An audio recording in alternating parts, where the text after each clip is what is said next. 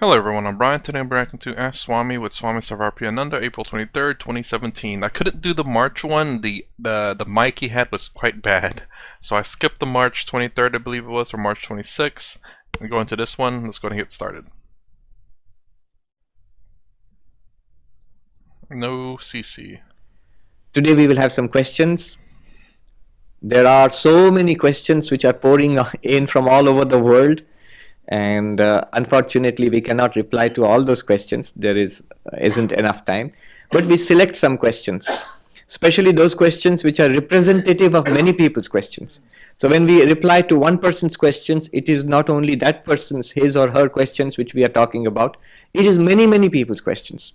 There's some effort which goes into collating the questions and arranging them. And so when you listen to a question and listen to the answer, it is for all of us, not just for that person. Some questions from the worldwide audience through the internet and some questions from the live audience. So can we have a microphone here? Do we have a microphone? Yeah. Dan, could you ask a question? This first question comes from Yogesh, who apologizes for the long question but's been waiting 10 months to ask. Is the mic on? Yeah, all right. Okay. So he's been waiting 10 months to ask these questions. All right. So it's a little long. What if all this spirituality has been built up just to make man stop searching for the infinite? Because in the end it comes up with the thing that even matter is God, matter is self. So by the end we have to become materialists. Isn't this like fooling ourselves? I have friends who believe in the Karl Marx theory. They believe that religion is the opium given to the poor working class by the rich ruling class. After reflecting on this, I realize that it is true that one becomes totally adapted to suffering when he realizes that suffering is to the body, not to the soul, and that he is untouched by all the pains. But this has made people adapt to oppression in many forms. We have an easy attitude towards suffering in society. We don't take interest in the political scenario. Right now in India, a rightist government is ruling with a stunning majority. Oh, gotta rewind that real quick. The righteous or on the right? Right now in India, a rightist government is ruling with a stunning majority. We all fear them going off track and being unfair to other religions, or maybe join hands with the corporate world and widen the rich-poor divide. So how should one handle the mental tensions being generated in the mind due to the debates over politics and religion, seeing that many of the traditions have been morally wrong and the political ideology he supports gets challenged most of the time? Should one turn his back over issues in society, or should he take up the task of bringing change, no matter if it costs him his career, his pursuits, his mental peace? Okay, real quick. If you want to watch this uninterrupted, please look at the title of my video, copy it, and search for it, and look for the thumbnail. And if you want to watch it uninterrupted, please go watch it over in this channel first. I'm going to be talking, hopefully not too much. Anyways, that is the question that I did have in mind. It's the fact that, you know, obviously if you want to end suffering, you kind of put up with a lot of things. You understand that certain things cannot change. But obviously there is a fine line between accepting things and doing something about it, and accepting things and being able to do something about it, or being wronged in life. And this is where I want to come along, or not where I want to come along, but where my ideas kind of come in the middle. So I don't exactly fully know how Advaita Vedanta tackles issues like this, where if you can separate yourself from your emotions, your thoughts, and all that, you're willing to put up with a lot of injustice in life. But that's where, or kind of one of the issues that I have, is the fact that we need to recognize that, you know, you can end suffering and still not have injustice in life. And maybe that's the way Advaita Vedanta is, but I just don't know for sure. And this is the reason why I like to watch these Q&As, because this is where you can find out the direct answer. whenever you watch Advaita Vedanta or any other yogas, they tend to teach you how to do it, but not whenever it comes to interacting with the world necessarily. At least I haven't found any yet, and the Q&As are fantastic. So I'm curious about this one too, and the question is a really good one, because he is right about in terms of coiling the poor so that they accept the suffering, that they accept the position that they're in, that they do not suffer, even though they're suffering. All right. So since he's waited for 10 months, so many questions, number of questions have been packed into it, but I can identify some threads. One is that it's the search for the infinite stops if you give him the religion. But no, the answer is religion is the search for the infinite. It does not stop with religion. It begins with religion. When one becomes truly, seriously religious, which means I would prefer the word spiritual, we are all seekers after the infinite. If you are not spiritual, you are not seeking.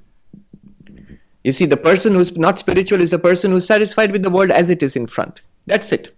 What is presented to us, this world, this life, this body, these people, that's all. I'm not interested in anything else. Then that person has no spiritual quest. If a person has a spiritual quest, the person is searching for the infinite. So that's there. Second, if you follow this non-dualistic teaching, I think that's where it's coming from. Ultimately, if you say everything is God, everything is spirit or Brahman, then even matter is spirit, matter is also Brahman. So ultimately we become materialists. Is that what he's asking? He's asking that. Is that true? No, that's not true. It's just the opposite. What we call matter, what we understand as matter, is properly understood nothing but Brahman, spirit. Brahman misunderstood is the world of matter and space and time and energy. Time, energy, space, matter, properly understood, is none other than Brahman. So yes, while it is true that all this is Brahman, but it's only in the sense that Brahman is the reality and all this is the appearance thereof. It's not that all this matter, time, space and energy is as real as Brahman. It's not. According to Advaita Vedanta, only Brahman is real, and that's what we have to find. In fact, there is an interesting correspondence between Swami Vivekananda and one of his disciples, an American lady, who writes, and the correspondence is in poetry, in verse. She writes, I have understood what you have taught. You have taught that all is God. And he writes back, I have never taught such strange doctrine that all is God. He says, unmeaning talk. And then she writes back, but I have heard you saying that all is God. He says, no, what I meant was, only God is, the all is not. What seems to be all this is in reality Brahman. That is what has to be understood. When Sri Ramakrishna was asked, please explain religion in one sentence to me, he said, Brahman alone is real, the world is an appearance. Understand that. He does not mean the world as it is Brahman, no. Matter as it is Brahman, no. When you realize Brahman, you do not become a materialist. Rather, a materialist becomes a spiritualist. Spiritualist is not quite the right word. It becomes Brahman. Okay, so that one, okay, so when he explained that is still very difficult. Again, this goes back to, I remember one commenter saying that everything's an illusion in Brahman.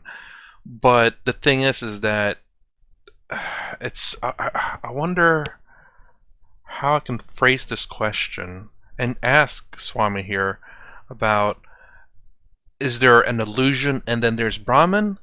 Is this an illusion in Brahman so it's separate from Brahman? Or is the illusion Brahman so therefore it's real? Because if Brahman is real and illusion is Brahman, then therefore the illusion must be real. You know, you cannot... And that's the thing that's kind of confusing. I'm probably missing something there. But... and don't worry about the example about the waves in the ocean or the movie theater, but the dream would be again the best one, because the dream technically is real because it's happening in your mind.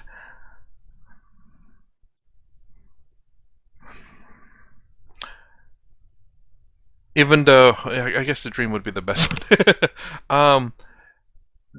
It's still happening I guess like a projector, isn't it? Even though it's not happening. Okay, maybe the dream thing. I need to think about that more.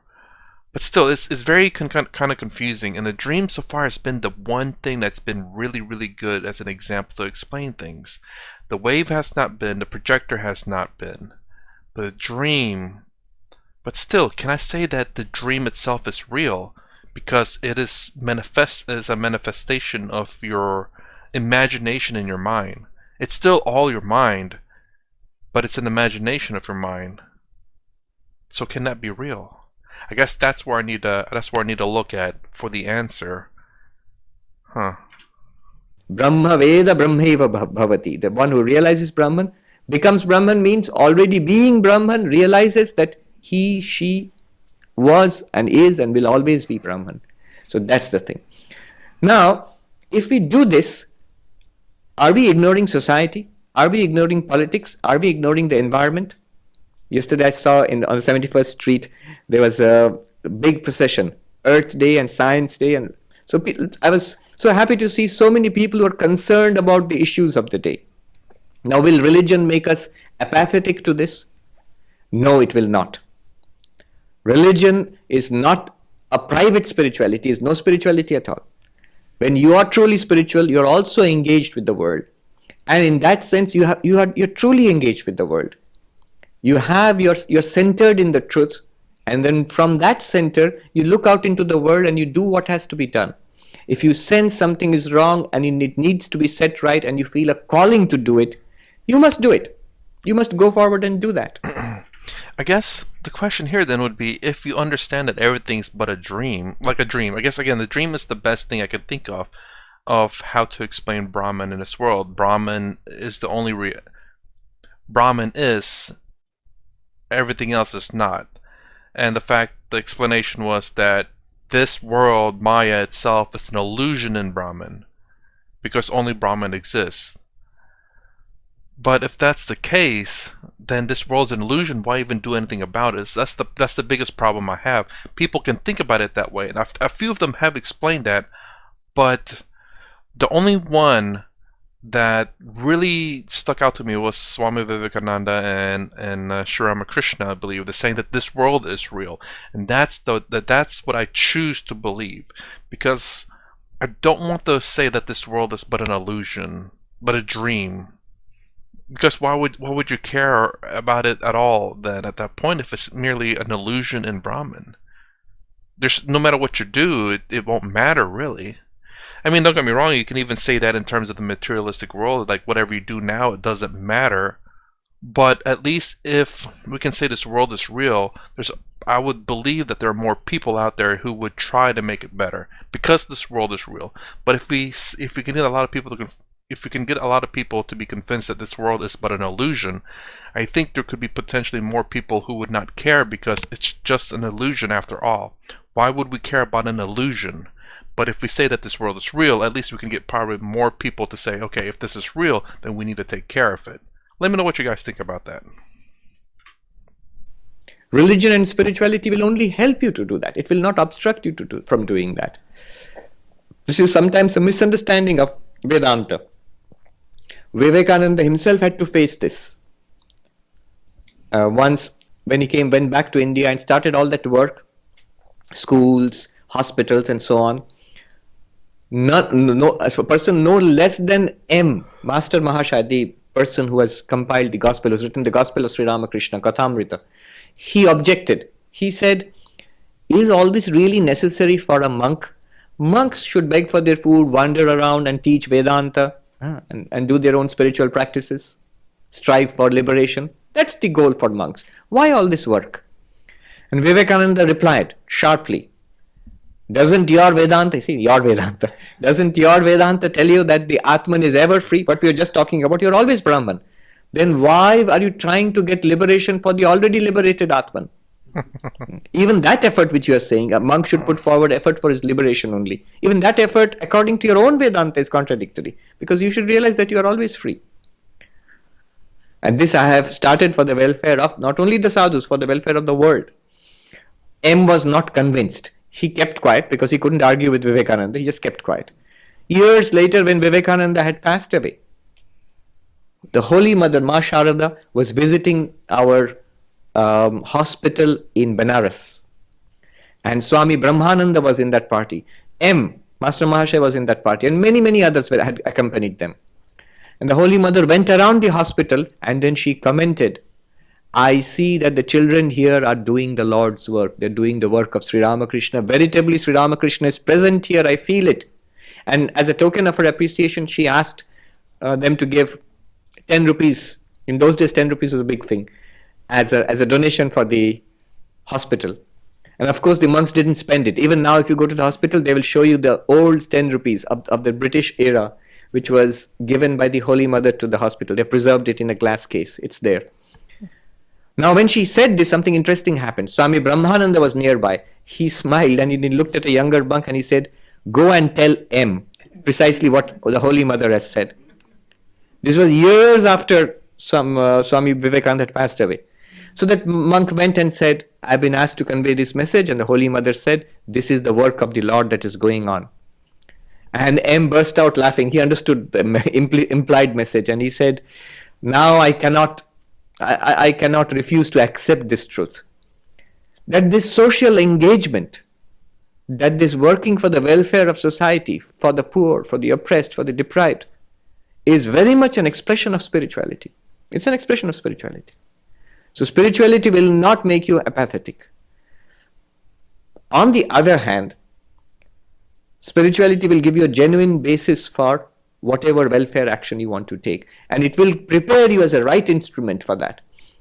The Buddhist monk Thich Nhat Hanh, who has written The Miracle of Mindfulness and all that, he writes in one place that when he first came to Europe, that was at the time when Greenpeace in Europe was agitating against nuclear weapons. So peace activists. And he makes a comment. He says, I was amazed to see how angry the peace activists are. They think there's nothing wrong in them. I have a righteous indignation. I'm angry, of course, because I have a right to be angry. But it doesn't work that way. It doesn't work that way. Anger never helps. Anger never helps. You see, anger automatically gets directed not against the evil, but the evildoer. I'm angry against usually someone, not just something, not only their actions.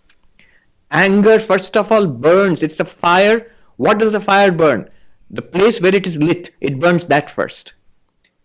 When I light anger, when I have anger in my heart, first I get burnt, I get harmed, and then somebody else may get harmed by that anger. Anger never helps.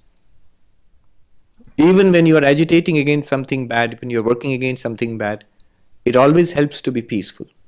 Mahatma Gandhi, he fought against the British tooth and nail for the independence of India. He never hated the British. Oh, I mean, wow.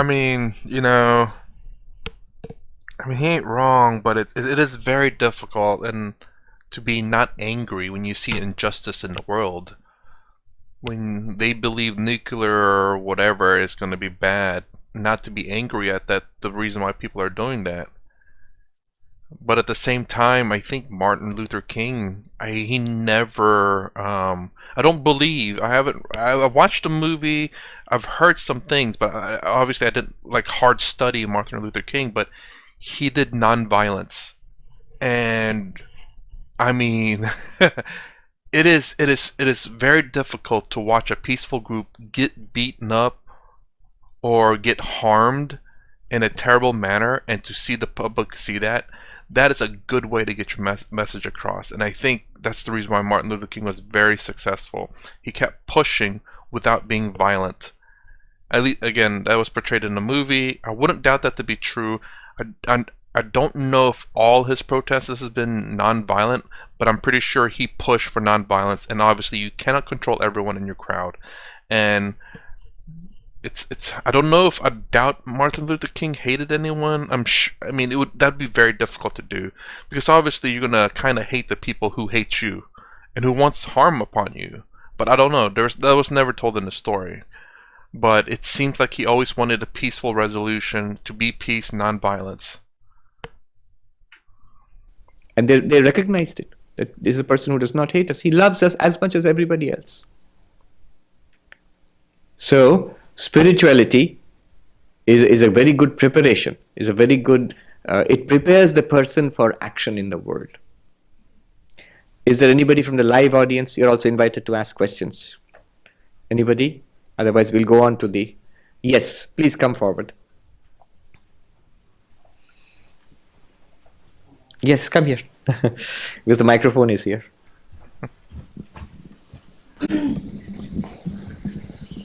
Swamiji, the Gita says that we are our own friend, we are our own enemy. So is there nothing external? We blame a lot of people and, for our lot of issues, but is it always we are looking within ourselves, or is there any external factors also? I'm wondering if the answer is the fact that you can only ever control yourself and you cannot control other people. You can perhaps influence them, but ultimately you do not control them. So the reason why you are your greatest enemy and your greatest friend is because you have control over yourself, not anyone else. And that's the reason why you don't necessarily look externally for an answer, because you don't have control over that. Again, influence. I don't know what the Advaita Vedanta or the Gita or Bhagavad Gita, the Gita says about it, but you can, in my personal opinion, you can influence people, but you have no control over them. And that's something also Sadhguru says. You have absolute control over your body, but you don't have control over external things. You can influence certain things. You can control inanimate object to some degree. If they're in your hands, you have control over it. But if it's not in your hands, then you don't. The way of Vedanta is to make an adjustment on the subjective side. Whatever there is externally, it is much less important than the problem inside us. So when the Gita says, the mind alone is your greatest enemy, the mind alone is your greatest friend. What does it mean? The uncontrolled mind, the angry mind, the greedy mind, the lustful mind is my greatest enemy. The controlled mind, the peaceful mind, the devoted mind, the mind which is full of, is a well-wisher for the entire world, that is my greatest friend. With that kind of mind, I can deal with the issues outside. The issues outside will come and go. The real problem is inside. There will always be problems outside which we have to deal with. But once we deal with the problems inside, in the subjective dimension, we can much more easily, much more effectively deal with the problems outside. That's the point. Now, question from the internet audience? Yes. Thank you. This is from Ajoy. Revered Swamiji, in your talks, you give many examples about the nature of the world in relation to the true self.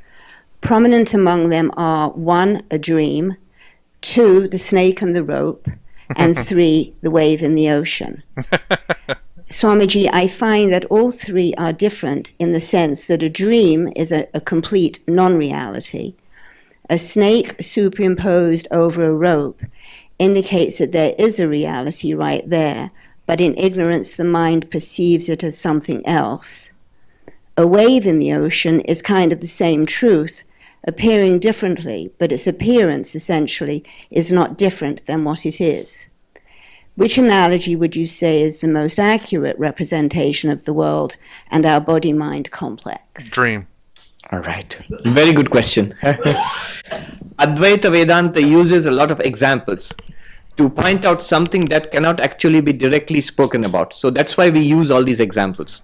And the snake rope, of course, is a classic example of Vedanta.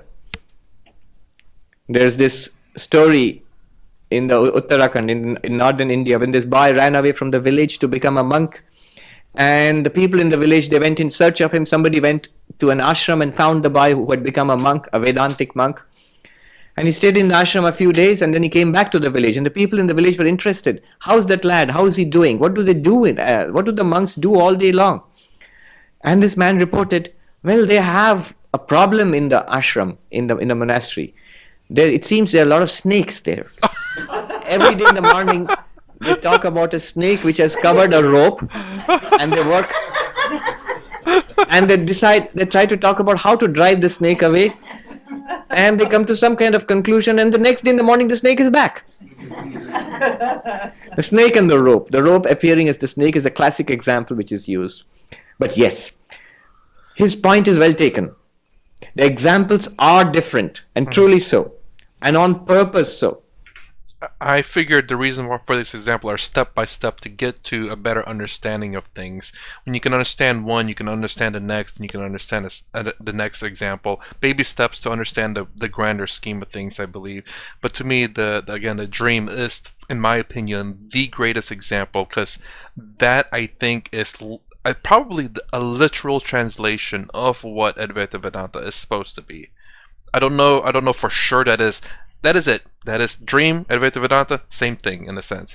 Because in a dream, everything is you, and there's nothing outside of this dream that's not you or non-existence or whatever. You know, dream, existence, you, everything. And same with Advaita Vedanta. There are a number of things I would like to say here.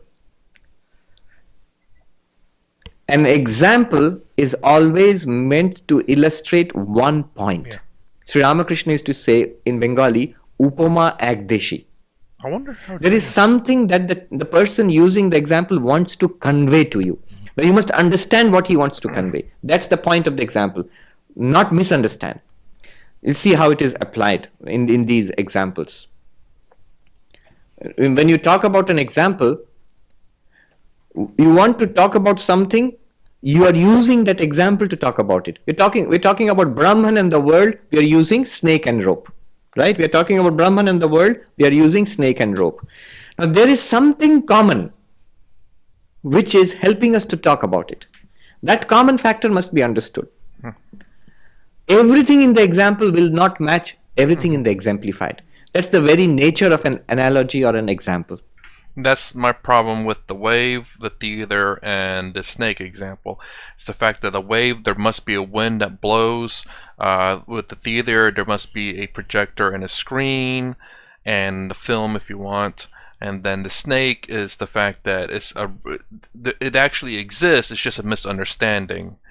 And that's one reason why I define Maya as a misunderstanding as opposed to like an illusion, because we misunderstand the world. And maybe the misunderstanding is still a true statement perhaps, but maybe illusion is, they say illusion for sure.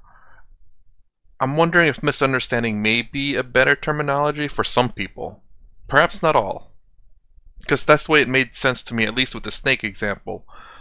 And with the dream, which is I think the perfect example, it is both an illusion, but at the same time it's also a misunderstanding, thinking that you are yourself in the dream and everyone else is separate, when in reality everything is you. That misunderstanding, the ignorance.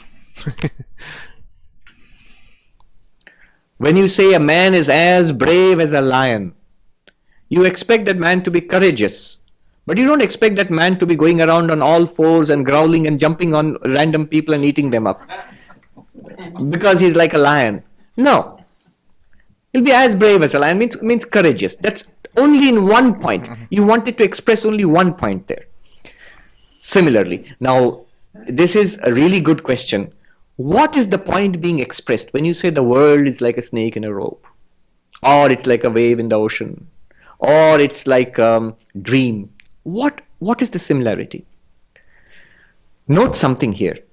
I was listening to the language used. There is a commonality between all of them, but I forgot what it was. It's the fact of, I can't remember what it was anyway. That in the case of a dream, Ajay says, there it's not at all real. Whereas in the case of the snake and the rope, there is something real there, by which he means the rope, which appears as a snake. When you are talking about a dream, it's not that there is nothing real there. There is something real there. That's the dreamer. In the dream, the dreamer does not, the person who's sleeping and dreaming, that person does not appears as a role in that dream itself. Has a body in the dream, a dream body and a dream role to play. But in all of the dream, what is the underlying reality? Unseen reality there. It's the mind of the dreamer. Isn't it? The whole dream is constituted of the mind of the dreamer. Exactly like that, when you see a rope in front, a snake in front, it's actually a rope. You don't know that it's a rope, but with the false snake which you are seeing, all of it is virtually only the rope and nothing else. The two examples are not as different as you would think they are. There is a reality which is being misunderstood. There is a reality which is appearing as something else. The mind of a person sleeping and dreaming, you've forgotten that you are sleeping in your bed, you're safe and sound, you are having a nightmare and terrible things are happening. All that is generated by your own mind in the dream. It's a virtual reality generated by your mind. There is a reality appearing as something else. In that sense, there is a reality, the rope, appearing as a snake. Okay. In the same way, what is meant is that there is a reality, Brahman, unseen. Just as you do not see that you are in your bed and sleeping in your dream, you see everything else except the dreamer. In the same way, we see everything else here except the reality which is existence, consciousness, bliss. Now, just like the rope which is in front of you, and yet you do not recognize the rope as a rope, you see the rope as a snake. In exactly the same way, Brahman is actually in front of us. Front of us, in one of Mundaka Upanishad, it says, Brahman is in front of you, Brahman is behind you, Brahman is to your sides, Brahman is above you, Brahman is below you, inside and outside, everywhere and always is Brahman alone. And we say nowhere, neither in front, nor back, nor above, nor below, nowhere. Wave and the water example is there. That the reality is that same reality. The wave is nothing but water through and through. But if a little wave asks the guru wave, you said that we are all water. But where is water? Where? Up, down, below. Where is water? I only see a wave. I see myself. I see you. Where is water? He is seeing water. That little wave is seeing water. Seeing means within quotes. It's all water around him. Doesn't recognize it. All the time. Experiencing water. It's like somebody looking at this and saying, yes, I see the lectern. What do you mean wood? Where is the wood? It's a lectern. If I say, no, this is the wood. Swami, you are touching the front of the lectern. But where is the wood? It's all wood. You say, but it's all lectern. Where is the wood in this? If you say like that, you understand what is wood and what is a lectern, so you understand the meaning of this example. But when the enlightened person says it is all God, we are in the same situation. What do you mean it's all God? It's a man, it's a woman, it's a friend, it's an enemy, it's a building, it's a sky, it's a flower. Where is God in all of this? We are having exactly the same problem.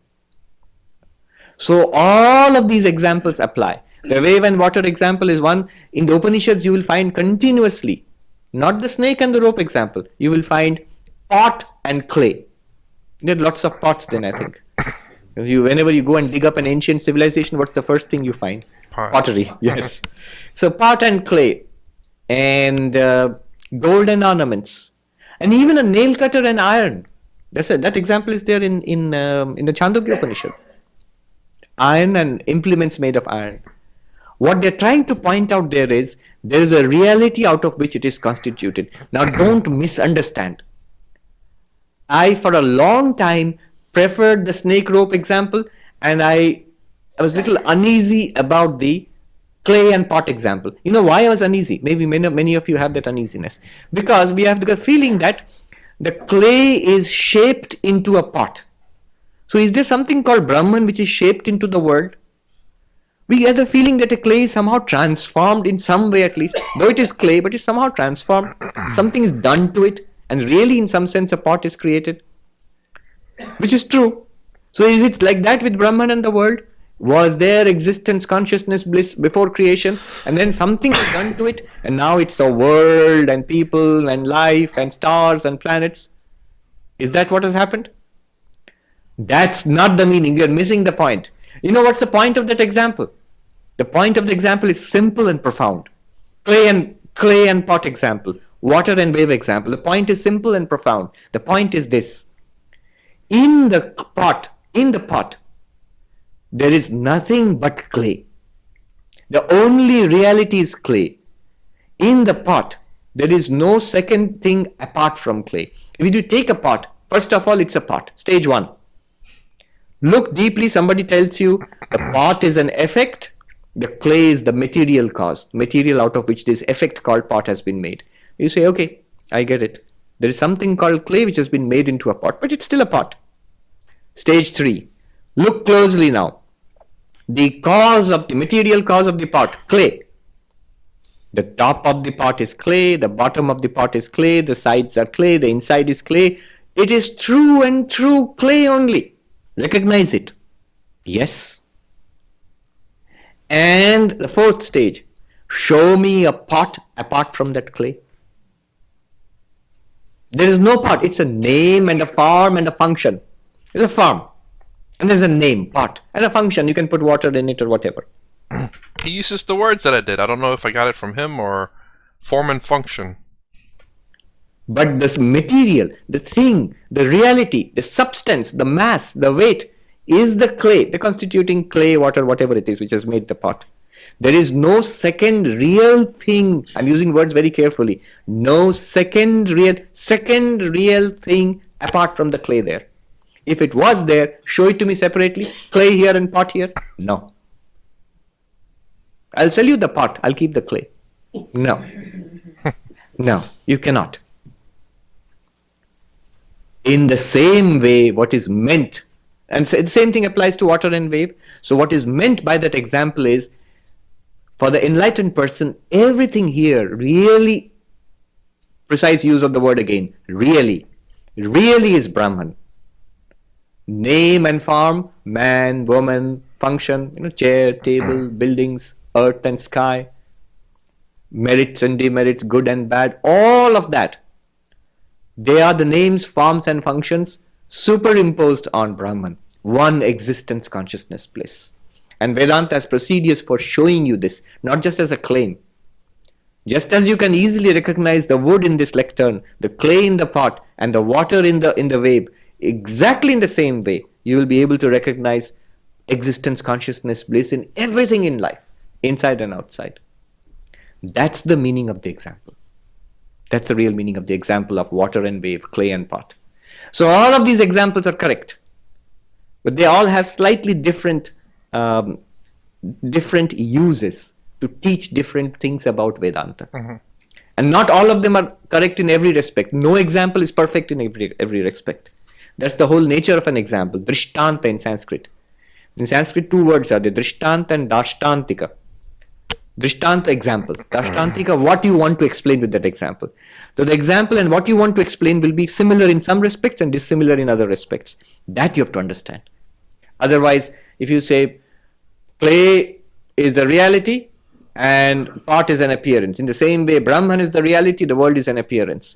So you think that, oh, so the world is supposed to be round and hollow, and Brahman is brown and it's some kind of crumbly material which you can make.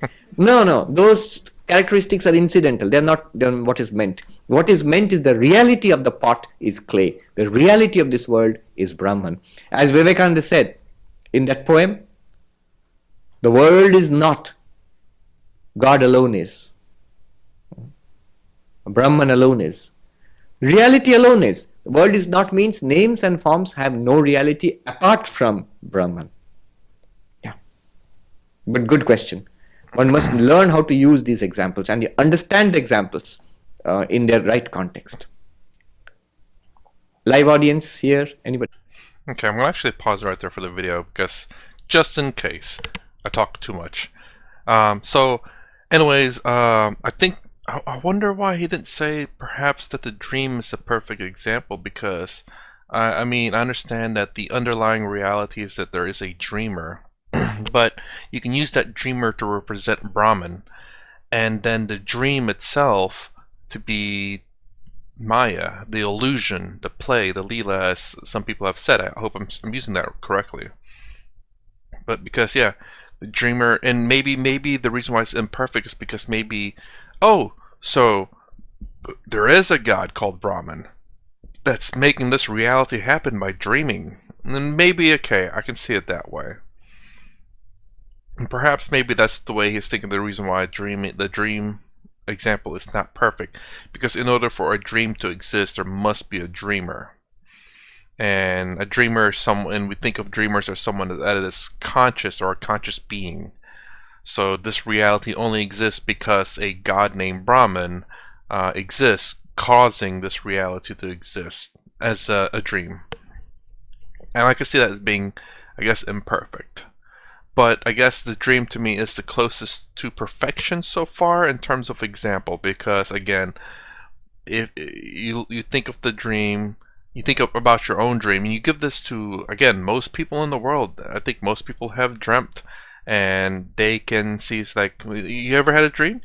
Who are you in a dream? It's like, oh, I'm the person in the dream, that's myself. It's like, what about everything else? Is that you, or is that not you? Like, well, it's all my dream, all in my head. Guess that is all me. Strange. When you can make them think like that, I think that will nail a lot of, or that'll make a lot of the puzzle pieces in their mind about Advaita Vedanta click. It may not get it right away, because it is quite something to think of when you think about dream and the fact that you are everything in the dream. And it's kind of weird why is it that in your dream that you only have your perspective and not the perspective of everyone else in there? It's just always from at least one perspective. Let me put it that way. Because there's been times where, very few times where in my dream, I was inside someone else as not me. I was like a passenger to some degree. And then sometimes, obviously, where I'm a third person perspective looking down and observing the dream. Those are very few times. Most of the time, I'm inside me and doing something. Let me ask you guys: Have you ever had that kind of dream where either you're looking from like a third person perspective, either high up, behind, or whatever, but not in your body, or have a dream where you're in a different person's body, not yours, but you know this is not your body, but you're either acting upon it or being a secondary passenger in it, where you're observing? Let me know. I'm curious. I've had few of those, but enough to know that I've had that experience before. Anyways, that's part one of this. If you want to answer the questions down below, and again, if you want to watch this uninterrupted, please go to his channel and watch it. Don't watch it on my channel. If you want to watch interruptions of this thing, that's my channel right here. Anyways, if you like my content, please consider subscribing. Thumbs up, thumbs down below. Thanks for watching. I'll see you in the next vid.